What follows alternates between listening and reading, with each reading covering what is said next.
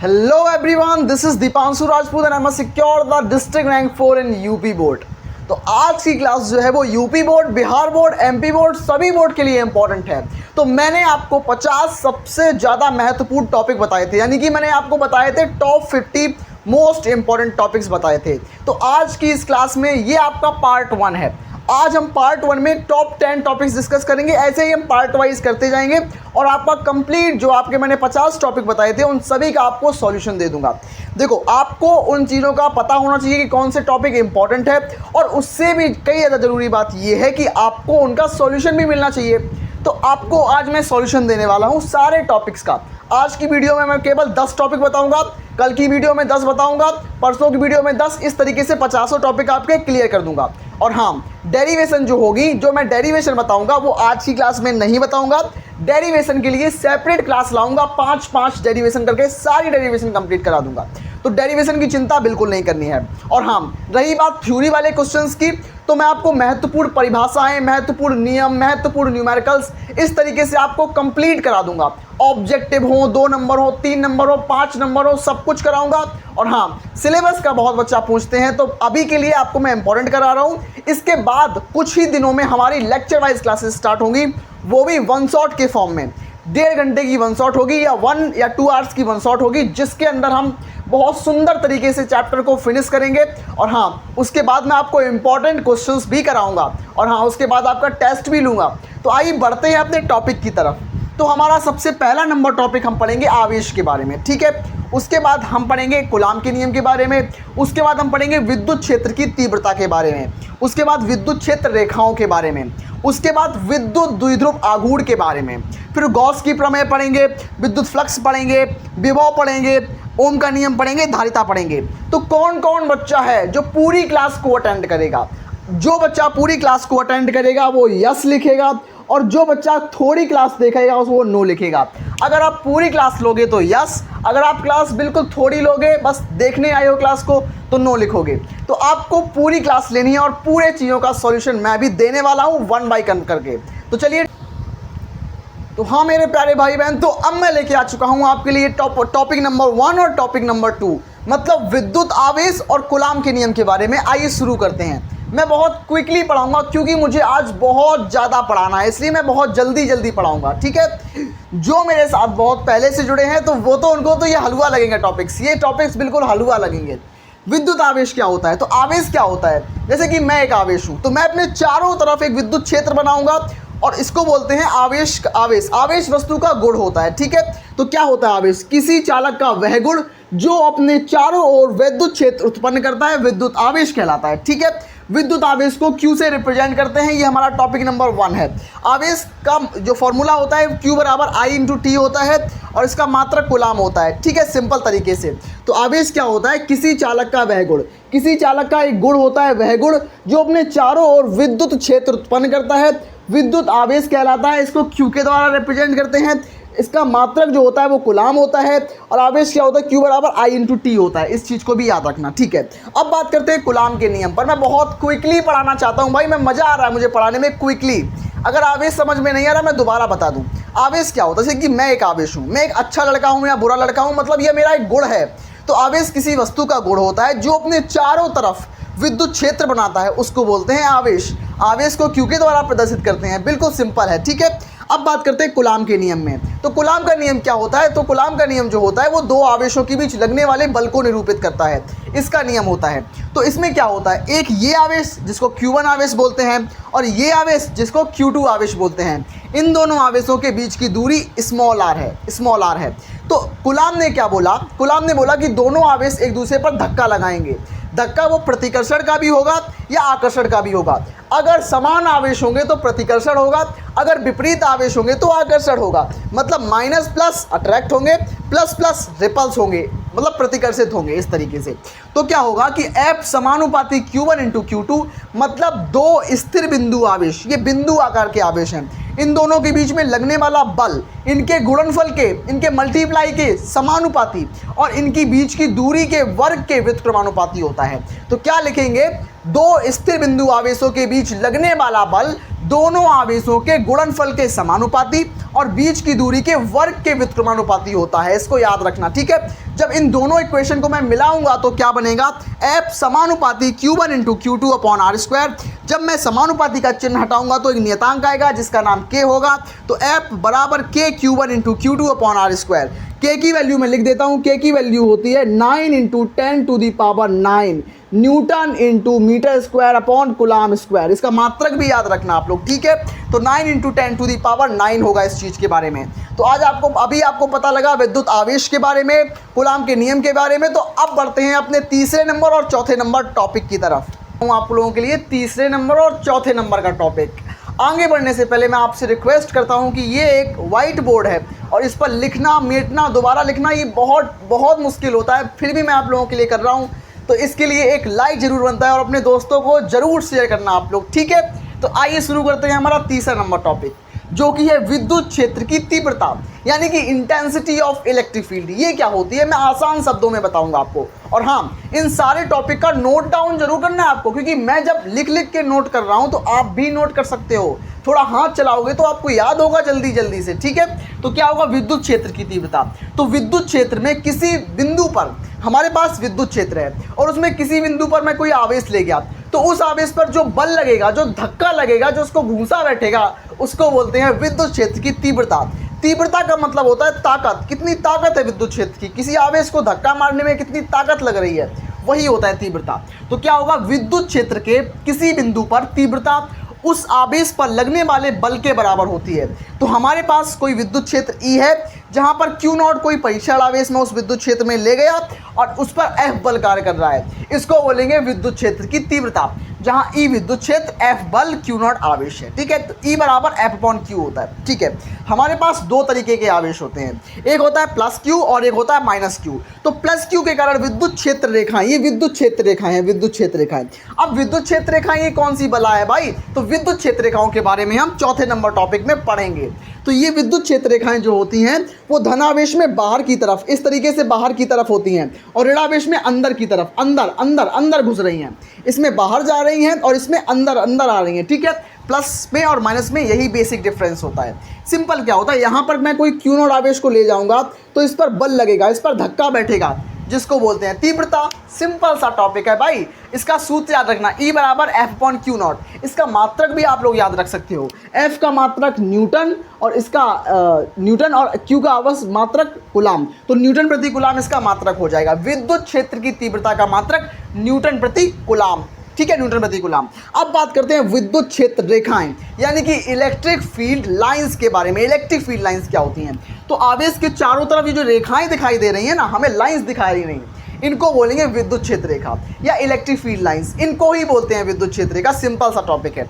इनकी परिभाषा क्या होगी कि विद्युत क्षेत्र में एकांक धनावेश, विद्युत क्षेत्र में एकांक धनावेश जिस पथ पर गमन करता है उसे विद्युत क्षेत्र रेखाएं कहते हैं। तो ये विद्युत क्षेत्र है, उसमें कोई आवेश है, इस पथ पर गमन करता है, इन पथों पर गमन करता है, इस तरीके से ये पथ हैं, ये पथ मतलब रास्ते। विद्युत क्षेत्र में जो आवेश होता है, जिस पथ पर गमन करता है, उसको बोलते हैं विद्युत क्षेत्र रेखाएं, ठीक है। तो क्या होगा, विद्युत क्षेत्र में एकांक धनावेश जिस पथ पर गमन करता है उसे बोलते हैं विद्युत क्षेत्र रेखाएं। ये हमारे पास पॉजिटिव आवेश है, मतलब हमारे पास धनावेश है, और ये मेरे पास ऋणावेश है। धनावेश के कारण विद्युत क्षेत्र रेखाएं पॉजिटिव से माइनस की तरफ जा रही हैं, धनावेश के कारण बाहर की तरफ विद्युत क्षेत्र रेखाएं हैं, ऋणावेश के कारण अंदर की तरफ हैं। सिंपल सी कॉन्सेप्ट है। धनावेश के कारण बाहर की तरफ, बाहर निकलेंगी बाहर, ऋणावेश में अंदर आएंगी अंदर। आपको समझ में आया होगा, मैं आशा करता हूं। दोनों टॉपिक बहुत आसान है। देखो, एक आवेश होता है, उसके चारों तरफ विद्युत क्षेत्र होता है। विद्युत क्षेत्र क्यों होता है, विद्युत क्षेत्र रेखाएं होती हैं, इस कारण से। तो आपको विद्युत क्षेत्र की तीव्रता और विद्युत क्षेत्र रेखाएं दोनों समझ में आई होंगी, मैं आशा करता हूँ इस चीज़ की। अब बढ़ते हैं आगे वाले टॉपिक्स की तरफ, क्योंकि मैं भाई बहन मैं समझ सकता हूँ, मेरा गला पर दर्द होने लगता है चिल्लाते चिल्लाते। आपको लिखने में मेरे बहुत प्रॉब्लम होती है। मैं व्हाइट बोर्ड पे लिखता हूँ, लेकिन फिर भी आप लोग मन से नहीं पढ़ते हो तो बहुत बुरा लगता है। मन से पढ़ो, एक लाइक करो तो मुझे एक मोटिवेशन सा मिलता है। तो प्लीज़ इसको ज़रूर अप्लाई करना आप लोग। तो बढ़ते हैं आगे वाले टॉपिक्स की तरफ। इसलिए थोड़ा आधा घंटा मेरे को रेस्ट भी करना पड़ा। थोड़ी प्रॉब्लम आ जाती है मेरे घर पे, क्योंकि बहुत सारी सुविधाएं नहीं है। क्योंकि मैं रियली बहुत बताऊँ तो मैं बिल्कुल लोअर मिडिल क्लास फैमिली से आता हूँ। मेरे पापा बहुत गरीब किसान हैं, इसलिए मैं बहुत सारी सुख सुविधाएं अफोर्ड नहीं कर पाता हूँ। इसलिए आपकी क्लास में थोड़ा डिले आ जाता है, तो उसके लिए मैं माफ़ी मांगूंगा आपसे। हाँ, 5वां नंबर टॉपिक हमारा होगा विद्युत द्विध्रुव आघूर्ण। विद्युत द्विध्रुव आघूर्ण जो होता है इसको हम पी के द्वारा रिप्रेजेंट करते हैं। इसको क्या बोलते हैं? इसको बोलते हैं electric dipole movement. Electric dipole movement. इसमें क्या होता है? विद्युत द्विध्रुव, द्विध्रुव मतलब दो ध्रुव, विद्युत द्विध्रुव का मतलब द्वि का मतलब दो, ध्रुव का मतलब जिसके दो ध्रुव हों। तो मतलब पहला ध्रुव ये, दूसरा ध्रुव ये, मतलब एक ध्रुव दो ध्रुव, मतलब द्विध्रुव। माइनस क्यू प्लस क्यू हो जाएगा और इनके बीच की दूरी जो होगी वो 12 दूरी होगी। तो हमारे पास द्विध्रुव आघूर्ण क्या हो जाएगा, आइए बताता हूँ। तो विद्युत द्विध्रुव में, ये विद्युत द्विध्रुव है मतलब दो आवेश द्विध्रुव कहलाता है। तो विद्युत द्विध्रुव में किसी एक आवेश तथा दोनों आवेशों की, कोई एक आवेश ले लिया मैंने और दोनों आवेशों के बीच की दूरी कितनी दूरी है? 12 दूरी है, 12 दूरी। इन दोनों का गुणा कर दो, गुणनफल को विद्युत द्विध्रुव आघूर्ण कहते हैं। मतलब आवेश ले लो, एक आवेश ले लिया, हमें माइनस या प्लस नहीं लेना है, हमें सीधा आवेश लेना है और दोनों की दूरी 12 है। तो Q इंटू 12 हमने कर दिया, तो हमने Q गुणा 12 कर दिया, इसको बोलते हैं P। P बराबर Q इंटू 12, इसको बोलते हैं द्विध्रुव आघूर्ण। द्विध्रुव आघूर्ण बोलते हैं। इसकी दिशा माइनस Q से प्लस Q की तरफ होती है, याद रखना, माइनस Q से प्लस Q की तरफ होती है। इसका मात्रक क्या होता है? Coulomb into metre. ये CM का मतलब चीफ मिनिस्टर नहीं है, CM का मतलब सेंटीमीटर नहीं है, CM का मतलब है कूलाम इंटू मीटर, याद रखना इस चीज़ को। अब बात करता हूँ 6 नंबर का टॉपिक। ये मोस्ट इंपॉर्टेंट टॉपिक्स मैं डिस्कस कर रहा हूँ, गलती से भी इनको स्किप मत करना, ठीक है। तो हमारा विद्युत फ्लक्स क्या होता है कि विद्युत क्षेत्र में किसी पृष्ठ से, हमारे पास कोई एक पृष्ठ है, जैसे कि मैं एक पृष्ठ हूँ और मैं विद्युत क्षेत्र में खड़ा हूँ, तो मेरे अंदर विद्युत क्षेत्र रेखाएं निकलेंगी इस तरीके से, इस तरफ से रेखा आएगी और पीछे से निकल जाएगी। मतलब मेरे अंदर अगर जितनी विद्युत क्षेत्र रेखाएं निकलेंगी वही हमारा फ्लक्स होगा। अगर 10 निकलेंगी तो फ्लक्स कमज़ोर होगा, अगर 100 निकलेंगी तो फ्लक्स ताकतवर होगा। तो किसी पृष्ठ से अभिलंबवत गुजरने वाली, किसी पृष्ठ से अभिलंबवत गुजरने वाली विद्युत क्षेत्र रेखाओं की संख्या को विद्युत फ्लक्स कहते हैं। विद्युत फ्लक्स को हम फाई ई के थ्रू रिप्रेजेंट करते हैं।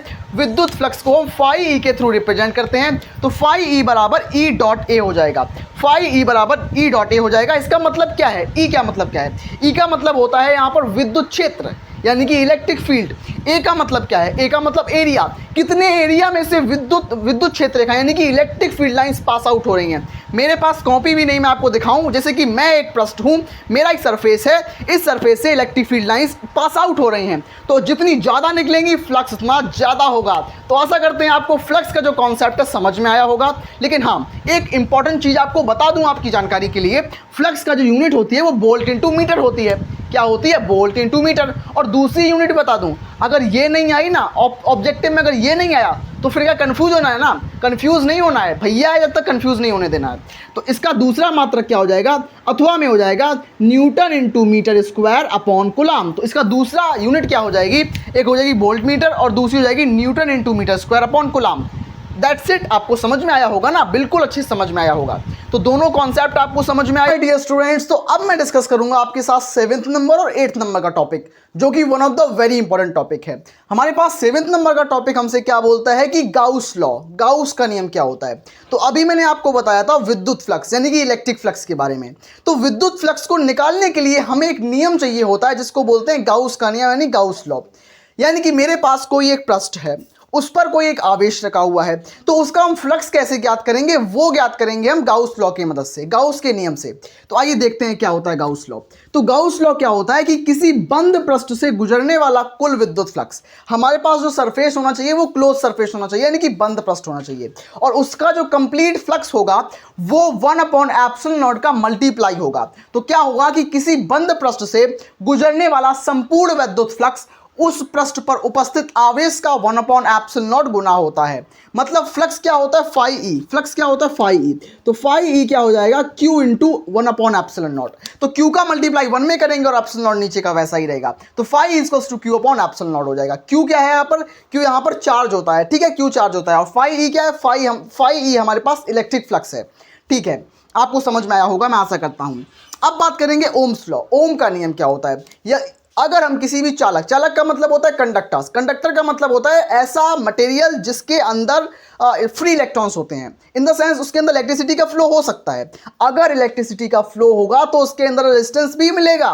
तो क्या होगा कि यदि किसी चालक की भौतिक अवस्थाएं, मतलब हमारे पास कोई कंडक्टर है, उसकी जो फिजिकल स्टेट्स हैं उनमें चेंजेस ना किया जाए, यानी कि उस पर टेम्परेचर ना डाला जाए, उसका जो प्रेशर ना कुछ प्रेशराइज ना किया जाए, उसकी जो भौतिक अवस्थाएं हैं दाब ना डाला जाए, इस तरीके से अगर उसको हम स्टैब्लिश रखते हैं, स्थिर रखते हैं, तो चालक में प्रवाहित होने वाली धारा, उस तार में, उस धातु के अंदर प्रवाहित होने वाली धारा उसके सिरों के मध्य लगाए गए पोटेंशियल विभवांतर के अनुक्रमानुपाती होती है, प्रोपोर्शनल होती है। In the sense V proportional I, V proportional I। Proportionality का साइन जब हम हटाएंगे तो एक कांस्टेंट आएगा जिसका नाम R होगा। इन हेयर V क्या है हमारे पास, V हमारे पास पोटेंशियल है, विभव है हमारे पास। I क्या हमारे पास विद्युत धारा है, करंट इलेक्ट्रिसिटी है। R क्या है, R हमारे पास प्रतिरोध है यानी कि रेजिस्टेंस है। तो आपको हिंदी और इंग्लिश दोनों में मैंने डिस्कस किया ताकि जो बच्चे हिंदी और इंग्लिश दोनों मीडियम के हैं वो आसानी अंत तक जुड़ा हुआ है वो कमेंट में मुझे बताएगा, ठीक है। तो 9 नंबर टॉपिक हमारा बोल रहा है विद्युत विभव, यानी कि इलेक्ट्रिक पोटेंशियल क्या होता है। ये बिल्कुल सिंपल सा टॉपिक है, यानी कि मेरे पास कोई टेस्ट चार्ज है, टेस्ट चार्ज यानी कि परीक्षण आवेश है, और मेरे पास कोई इलेक्ट्रिक फील्ड है, विद्युत क्षेत्र है। जब मैं किसी अनंत से, इन्फिनिट दूरी से आपको अनंत से विद्युत क्षेत्र में कोई परीक्षण आवेश लाऊंगा तो उसको लाने में जो हमें वर्क डन करना पड़ेगा, जो हमें काम करना पड़ेगा, जो कार्य करना पड़ेगा, उसको बोलेंगे विद्युत विभव। विभव का मात्रक क्या होता है, विभव का मात्रक जो होता है वो वोल्ट होता है, वोल्ट या फिर जूल प्रति कूलाम। तो विभव का मात्रक वोल्ट या जूल प्रति कूलाम, ठीक है। क्या हो जाएगा, किसी धनावेश को, किसी एकांक धनावेश को अनंत से विद्युत क्षेत्र में लाने में किया गया कार्य विद्युत विभव कहलाता है। मतलब मेरे पास कोई टेस्ट चार्ज है और इलेक्ट्रिक फील्ड में उसको ला रहा हूं, तो जितना काम हमें करना पड़ रहा है उसको बोलते हैं इलेक्ट्रिक पोटेंशियल। V बराबर W/Q। V क्या है, V विभव है, W क्या है, W कार्य है, Q0 क्या है, Q0 परीक्षण आवेश है, ठीक है। धारिता क्या होती है, धारिता का मतलब होता है कैपेसिटेंस, कैपेसिटी, धारिता मतलब होता है कैपेसिटी, धारण करने की क्षमता। तो किसी चालक के द्वारा आवेश को धारण करने की क्षमता को बोलते हैं धारिता। यानी कि धारिता क्या होती है, C बराबर Q/V होता है। यानी कि किसी चालक की धारिता जो है, किसी चालक को दिया गया आवेश Q वह उसके विभव के समानुपाती होती है।